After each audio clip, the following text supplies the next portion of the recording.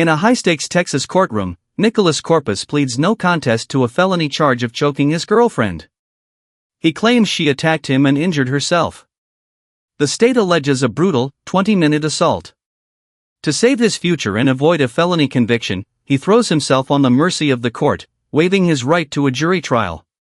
His fate now rests entirely in the hands of one judge. Will character witnesses and his story of self-defense be enough, or will he be sent to prison?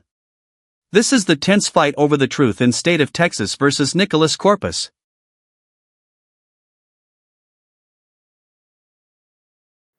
All right, we're on the record in 2023 CR 7339, State of Texas versus Nicholas Corpus. Could I have parties announced for the record for the state? Zach Dunn for the state. Defense. Linda Corley for Mr. Corpus. And are you Mr. Corpus? Yes, Your Honor. I'm Nicholas Isaiah Corpus. All right, you entered a plea and the court requested the criminal history because otherwise PSIs are taking a long time because there are a lot. Yes, Your Honor. And according to the plea bargain agreement, there's to be a cap of 7 years and the state is silent on your application. There's an affirmative finding and no contact with Brittany Flores. All right, the court has had a chance to review the criminal history. Defense, anything you want to say on behalf of your client or any witnesses? Yes, Judge, I do have some witnesses. Yes, call your first witness. Thank you. All right, Mr. Rodriguez, can you raise your right hand for me, please? Do you solemnly swear or affirm the testimony you give will be the truth and nothing but the truth, so help you God? I do. All right, you can lower your hand. Okay. Alberto, how do you know Nicholas? He's my neighbor. Been my neighbor for 19 years and good friend. How old was he when you first met him? He was about 15 years old when they first moved in there. And so you've known him for quite a long time for his life. I have. All right. And how did you first meet him? It's a kind of a funny story. When they first moved in, Nick was outside mowing the lawn, fixing my mind because I came out and I was going to start mowing my lawn too or something. And he comes over and says, "Hey, I'll do your yard for $5. And I thought, $5? What's going on? And I said, "No, that's okay." Not because I didn't want him to do it, but because I said, his parents are probably going to think I'm a jerk because I'm letting him do my big yard for $5. So that's kind of how we started our relationship. And so you've known him into his adulthood, correct? I'm sorry? You've known him into his adulthood, right? Yes. You told me he was kind of like a grandson to you. Would that be accurate? That's how I see him. Yeah. All right. So how do you see him interacting as he's lived there in the neighborhood? He's younger than most of us. Our neighborhood is mostly semi-retired or retired. So he's the youngest probably person in the block. But he's never had any problems with anybody that I know of because, he gets along pretty much with everybody that I see him with. Okay, so you also mentioned that he offers to help you a lot, the neighbors. He does. Anytime I'm doing something, he comes out there and wants to, you need help or, can I help you? You need anything, let me know. One time I bought a TV and it was a big old TV and I was trying to carry it in the house and he comes out there and says, "Hey, let me help you. Let's be carried in the house," and everything. So that kind of stuff. And putting out Christmas decorations. Even my wife even tells him, "Nick, if you see Albert out there, don't let him get on a ladder. Call me." Okay. He says his friends come over a lot to have their car worked on because he's a pretty good mechanic and a little jack of all trades kind of. And they come in and get their cars fixed all the time. And he does it quite often. He works on his own cars. He likes to work on cars and stuff. So they come over. He's got a little computer and stuff, hooks it up and tells them what's wrong and helps them fix it. Just outside of helping people, you also have a lot of talks with him. Is that right? Yes, because, growing up, it's kind of hard. And we just sit out there, and talk about life and different things that, that are going on with him, his jobs and stuff like that. Asking for advice. Yes. And I try to give as best as I know through my own experiences. And you know, today, we talked about why he's here, that he is charged with a felony, choking family violence with his girlfriend. Yes, Okay. And allow him to have deferred so he wouldn't be a convicted felon. that's right. Why do you think that, he's lived his life, so he deserves to have that chance?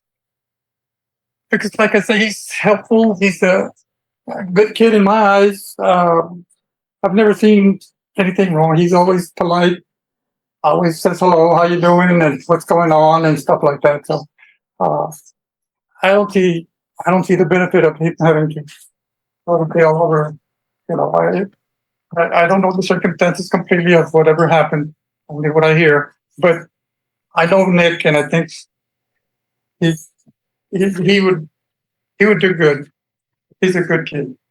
But you say you don't know the circumstances, but we've talked about the case, right? Yes, we did. So you understand that the allegation is that he choked his girlfriend, Brittany, multiple times, you know, on and off over a 30-minute period is the allegation. Uh-huh. On and off for a few minutes in 10 or 15, intervals. That's what she's accused him of. Yes, And that saying that he hit her eye. You know that she had a black eye. correct. All right. And so you're aware of all the allegations. I am. And you still think that he deserves to have a chance for deferred? Yes, ma'am, I still do. To say that I think Nick is still a good person inside, and I think he would do well still. I'll pass the witness. All right, thank you.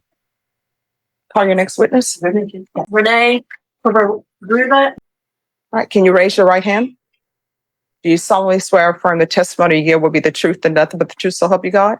I do. All right, you can lower your hand, state your name for the record. My name is Rene Covarrubias. Can you spell your last name for the court? It's Covarrubias. IAS? Yes. Okay. All right. And how do you know Nicholas? Nicholas has been my neighbor for the past 3 years. He's been a real good friend. And can you tell the court a little bit about his interactions in the neighborhood and with you? He's real friendly with everybody. I don't know anybody who has any problems with him. It's like he's always willing to help everybody. Been times where I've been working on my cars. I don't even call him or anything. He'd be passing by, he stops and gives me wrenches or whatever. He starts working on cars with me. I've had him at my house for barbecues and stuff, and never had any problems with him. He's always friendly like with everybody. And so his mom also lives there with him. Is that correct? Is his mom? Yes. Okay. And can you know a little bit about his mom and her situation? Can you tell the court about that? Pretty much, she has cancer, so he pretty much spends his day to helping her with everything she needs. So pretty much that's his it's a care provider, pretty much almost. Okay. And he also is a pet owner. He has a Shar-Pei that's actually paralyzed, and he actually manually has to help the dog so he could relieve himself and stuff. And pretty much that's almost like his kid, pretty much. He helps other people in the neighborhood as well. Is that right? You can express that. Yes. It doesn't matter what job it is or if it's dirty or not. He's always willing to go, and without you even asking him, he starts helping out and everybody. And it doesn't matter where he's if he has to drive somewhere else and they help you, he'll do it. It's like with nothing in return. Pretty much that's what he is.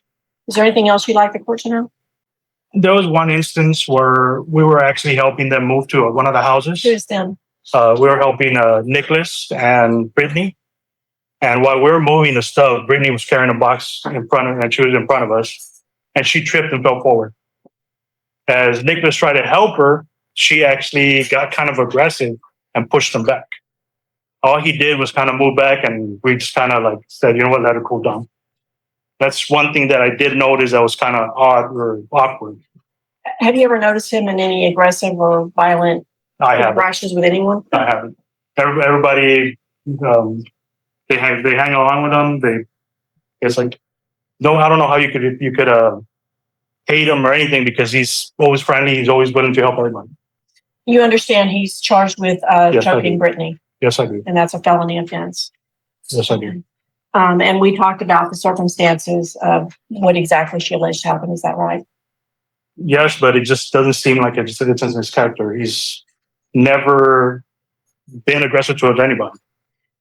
And you understand that we're asking the judge not to send him to prison, but to give him an opportunity at deferred, which would save him from being a convicted felon. Yes. Why do you think the judge should take a chance on him? Because he's a real good neighbor. He's always willing to help everybody. And it's like I said, it's not one of those where he's helping people because he expects to get paid or anything. He's out there just to help everybody. He goes to church. He goes everything. That's why when they told me about this, it just seems so out of character. Thank you, Judge. And my final witness is Eduardo Garcia. All right, can you raise your right hand for me, please? Do you solemnly swear and affirm the testimony you give be the truth and nothing but the truth, so help you God? Yes, ma'am. All right, you can lower your hand, state your name for the record. Eduardo Garcia. Defense. Thank you, Judge. Eduardo, how do you know Nicholas? I've known Nick for 13 years. I met him first at the gym. Okay, and so you continued a friendship from that? Yes, ma'am. We've continued a friendship for the past 13 years. We've also attended church together.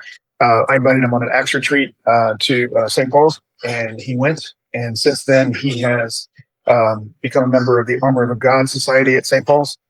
We meet on Wednesdays and Saturday mornings. Okay, and what is that group? So if you've been on an Acts retreat or if you just want to get closer to God, we invite men to congregate to praise and worship and just honor God.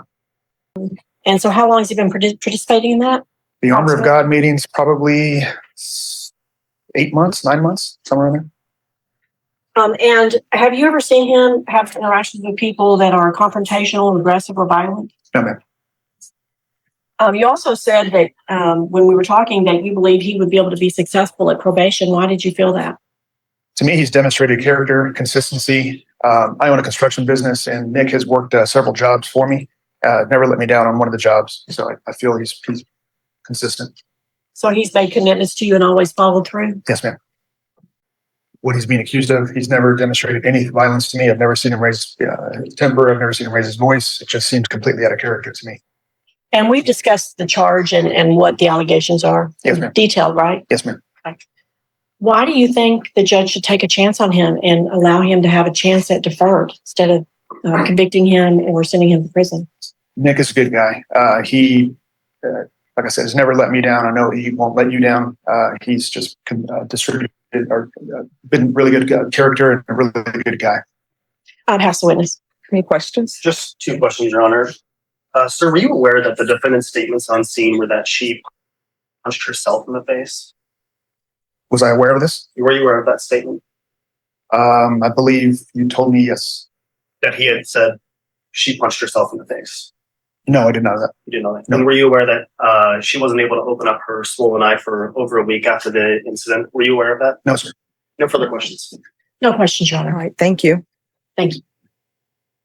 I know a lot of people plead no contest just because their attorneys tell them, but really what I explain to my clients is what no contest means is I don't agree with this, but I'm not going to fight about it. And we also worked in conjunction with the prosecutor in his plea paperwork.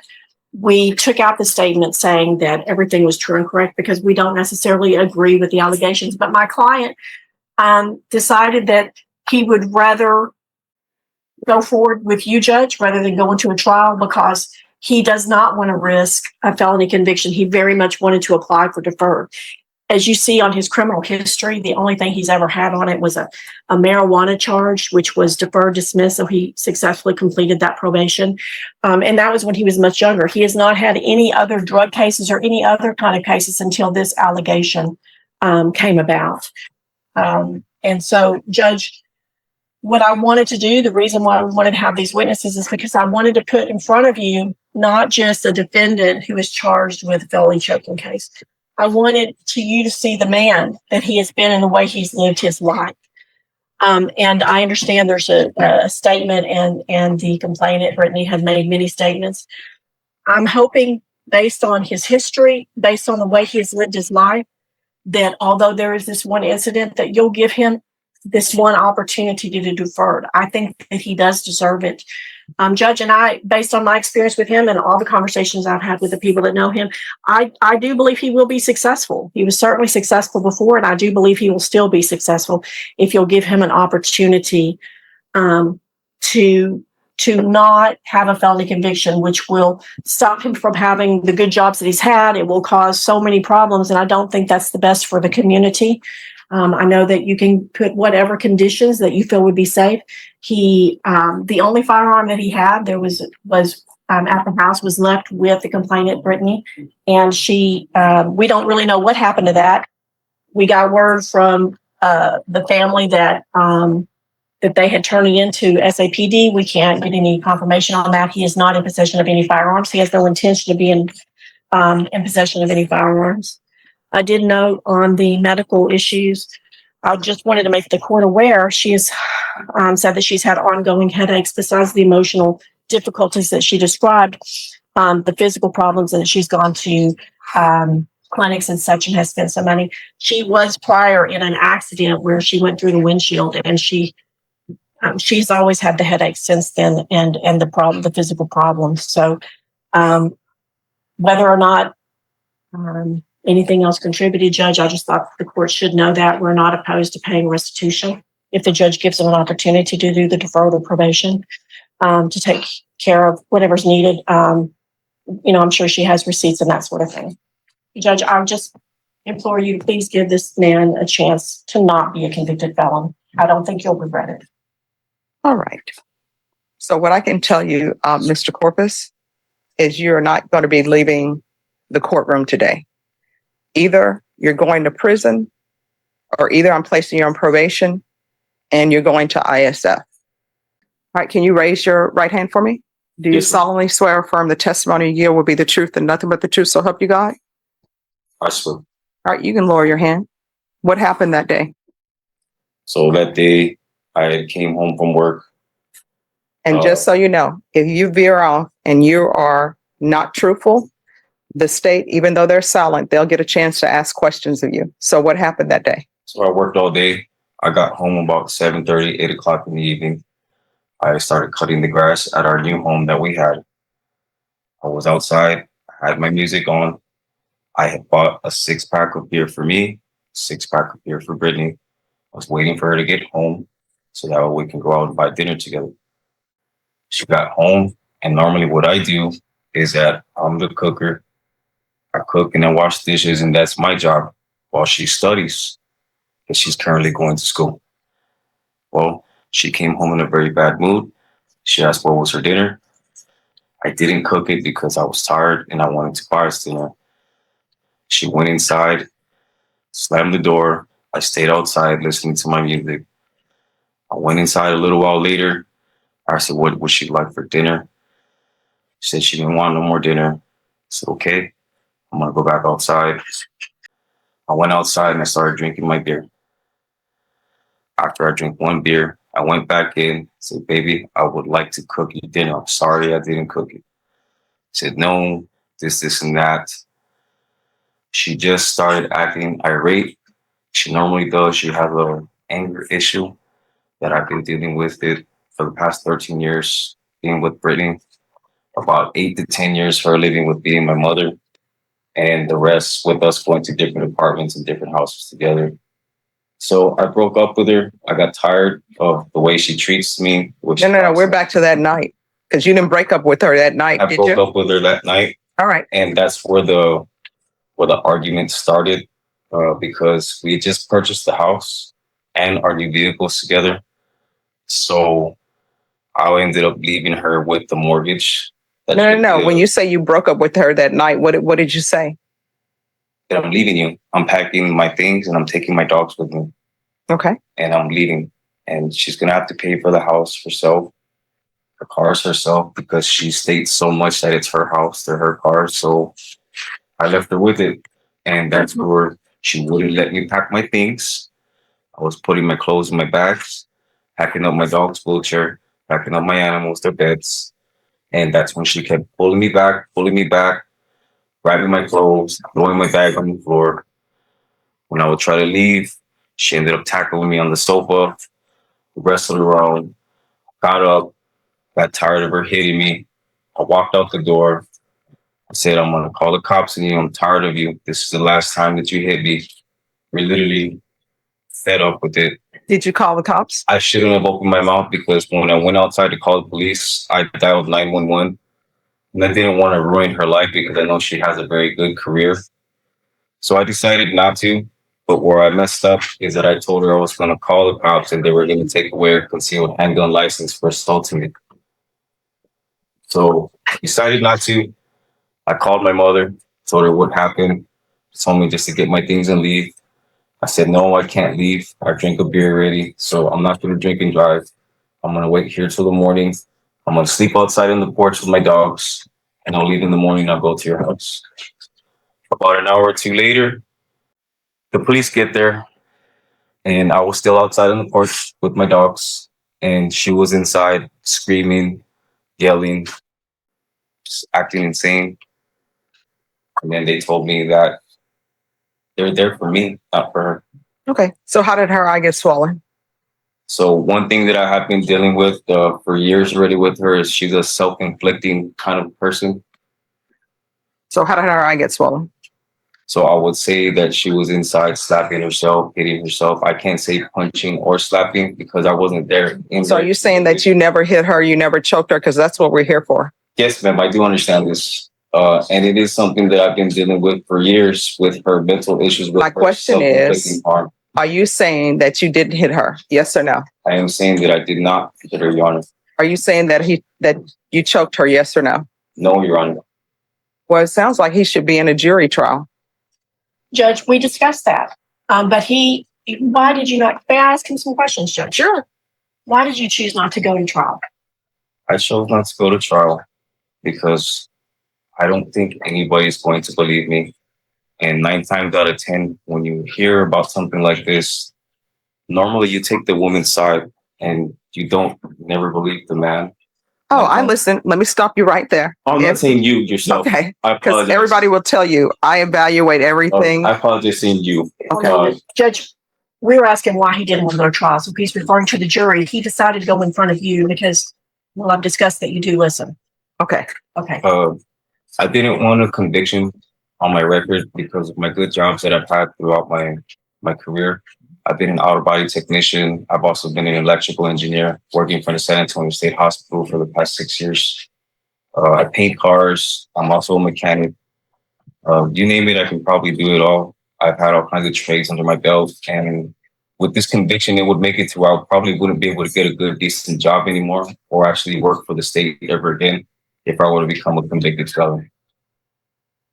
And Judge, we discussed the difference between getting a conviction and having deferred, and that the only opportunity for him to have deferred would be to waive his right to a jury trial and go to the judge. You're aware that Brittany has stated that she doesn't feel safe anywhere? Yes, ma'am, I am aware. But there have been a couple of occasions when she's come over to your house where you're living with your mom. Is that correct? Yes, ma'am. What was the first occasion? Objection relevance. This is post date of incident, correct? The question you just asked is post incident. It is, however, since the judge. All right. That'll be overruled. You can answer the Thank question. you, Judge. I'm sorry. Can you tell us about the first occasion?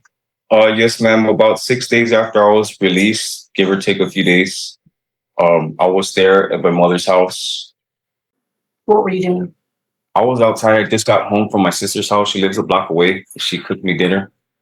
And I ate dinner. It was about 9:30 at night by the time I got home. She lives 1 block away from my mother's. I got home and she was parked outside my house. And she had asked me to get back with her. And that if I did, that she wouldn't press charges. And as she was doing that, I took out my cell phone and I started recording her and her car and her license plate with her voice in there. I wasn't able to catch what she was saying because by the time I started recording her, she started leaving. And did you make a report? And I made the police report and I showed the video to the officer and he actually recorded it on his body camera with my phone in his body camera. Okay. And then The second event? 2 weeks ago, I was outside my mother's house cutting grass. And she ended up passing by again and stopped to see how I was doing. She said, "Oh, you're cutting grass, huh?" And what did you do? I made the police report and I took down her license plate number and they came and they gave me a case number. and told me just to relay it whenever it came down to it. Have you, since this case reached out to her at all? No, ma'am, I have not. Do you have any firearms in your possession? No, ma'am, I have 0 firearms in my possession. You had one firearm at the time of the incident. What happened to that? That firearm at the incident, I left it there with Brittany, and my Or do mother. you know what happened to it with personal knowledge? I do not know. What did your mother told you something. What did she tell you? When my mother went to pick up my paralyzed animal, her mother was at the door. Brittany's mother? Yes, along with Brittany herself, and they told my mom that they turned in my firearm to SAPD. Have you been able to confirm that with the SAPD? No, ma'am. I've been calling property, but I haven't been able to get an answer. And why did you want to know? What were you worried about? I'm worried about what actually happened to it because she has a very dysfunctional family, drug addict brothers and sisters, and I just can't trust those people when they're the kind of people that they are. And was the gun registered in your name? It is registered under my name, yes, ma'am. And so you just wanted to make sure it was in safe hands? That's it. I just want to make sure they actually turned it in because I don't want them to turn around and use it and it go against me. And I don't want to get in trouble for something that happened like that. Thank you. I'll pass the witness. Any questions? Yes, Your Honor. If I may just bifurcate my questions into 2 separate fact inquiries. Defense kind of opened it up, so we'll talk about post date of incident. You've confirmed with your attorney, correct, and gone over defenses you can provide, and she's gone over the evidence with you, correct? Yes. And are you aware that the complainant told the DA's office that she actually believed this was attempted murder and that you threatened to stab her and shoot her that night? Were you aware that she told the DA's office that? Yes, that's what I actually had on. Yes, that's perfect. No, I appreciate you answering that. Judge, he can answer the question. All right. So everyone, just answer questions. Everybody calm down. I have listened to everything. I read the reports. So just answer, let him answer, and we'll go from there. Okay, you can give your full answer now to that question. Can you ask me the question one more time? I'm happy to move on to the next one. Judge, I'd like him to have an opportunity to answer the question. All right. So ask your question, counsel. The same one, Your Honor. You can either ask the same one or you can ask the next one. Thank you, Judge. Were you aware that as recently as October 6, 2023, the complainant has told us that she still has safety concerns that they relate to you? I'm not aware because I'm not in contact with her at all, in what means whatsoever. October 6th was just a month ago. And no, I'm not aware. You recently just spoke on the record about she basically tackled you on the couch and sofa. You actually had an opportunity to speak with police that night, correct? Yes, sir. And does it surprise you that the word sofa or couch is nowhere mentioned in the entirety of her police report? It does not surprise me. The night began, again, just speaking to facts, the night began with you drinking beers with the victim's brother. Is that correct? No, I didn't. Okay. How did the night begin? The night began with me getting home that night and me not cooking dinner because I was tired. But I started cutting grass instead, and I was waiting for her to get home so we can buy dinner. Does it surprise you that you told officers that the night started because you guys were drinking beers together and he left because he was crazy just like her? Do you remember saying that to officers? No, I don't. Okay. Do you remember saying that when the complainant got home, she started, quote, just hitting herself in the face for no reason? Do you remember saying that to officers? I do remember that. Do you remember calling her psycho? Yes. Do you remember saying that you never hit her? Yes. Do you remember saying that you had no reason why her eye was swollen to such a great extent that she actually couldn't even open it? After you had previously said that she punched herself in the face. Number kind of those conflicting accounts. But I can understand why you're trying. So let me break it down. Absolutely. First, you told officers that she started just punching herself in the face for no reason. Then you said you had no idea why her eye was swollen. Do you have any recollection as to why you gave conflicting accounts? Because she started doing it when I had told her that I'm going to call the police on her and have them take away her concealed handgun license for assaulting me. And then do you remember the officers noting that they believed you were intoxicated, even though you just spoke to only having one beer? Well, no, actually, I told the officers I had that one beer, and when I went outside on the porch, I started drinking myself to sleep on the concrete porch. So I can stay home, wake up the next morning, pack up my things, and go to my mother's house. So does it surprise you that both the victim and the officer on scene believed you to be drunk that night? Well, like I said, I started drinking myself to sleep on the concrete porch. So I was not inebriated. It was a 6-pack. I believe I was on beer number 4 or 5. All right. Are you employed?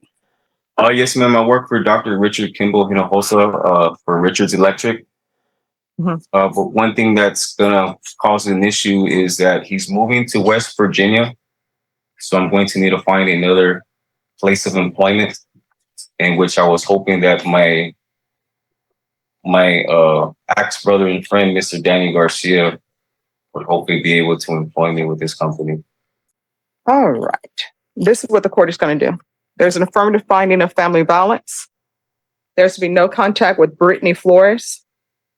10 years deferred adjudication, the BIPP course. Proof of employment within 30 days of release. There's to be no harmful or injurious. There's to be no employment as a home health care provider with minors. Regular reporting by Zoom or in person. GPS partial for employment until further notice. There's to be field visits 1 time per month for 3 months. Regular UAs. TAP evaluation while in custody. Follow all recommendations from TAP. What's the wait time for ISF cognitive? Your Honor, it's about 40 days. All right. And he is to be ISF cognitive track. Probation, is there anything else? Going to show you what's entitled Trial Court Certification of Defendant's Rights to Appeal. Did you review that with your attorney? Did you understand it? Yes, Your Honor. Because this is a plea bargain agreement, because I followed your plea bargain agreement, and because you waive your right to appeal, you do not have the court's permission to appeal. Because this is an affirmative finding of family violence, you're not allowed to own or possess any weapons or ammunition. If you have a question over what a weapon or ammunition is, you'll need to speak to an attorney. Do you understand? I understand, Your Honor. All right. You are not to have any contact with her. Do you understand? Yes, ma'am. I fully understand. Your relationship with her is over. She doesn't want to be with you. You've informed the court you do not want to be with her. Do you understand? I understand. There's to be no contact with her through third parties. There's to be no contact with her mother, her relatives, or anyone that she knows. If you see her and if she's at the HEB, you need to leave the HEB. You understand? If you see her walking on the sidewalk, you need to go in the opposite direction. Do you understand? I understand. There's to be no card sent to her saying, I'm sorry. There's to be no flowers for old time's sake. It is as if you do not know her. If you have contact with her, you're looking at potentially 10 years in the prison. Do you understand? I understand, Your Honor. All right. Good luck to you. Thank you.